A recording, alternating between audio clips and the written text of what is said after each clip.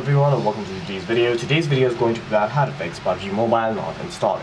For that, the first thing that you can try and do is switch between your Wi-Fi and mobile data and also toggle airplane mode on and off on your device, which resets your network. The other thing that you must ensure is that you are logged into your Google account. For that, open up Play Store and then tap on You. Here you should see your username. If you see your username, then you're logged into your Google account. If not, then you'll have to log in to your Google account. The other thing that you must ensure is that you have enough space on your device. For that, head over to Settings, scroll down, tap on Storage, and make sure that you have at least 2 to 3 GB of free storage space on your device. If not, you can delete apps, videos, or games from your device that you no longer play or require, and then try re-downloading the app. Sometimes the issue may also be with Play Store's cache. For that, head over to Apps, tap on Google Play Store, tap on Storage and Cache, clear the cache of Google Play Store, restart Google Play Store, and try downloading again.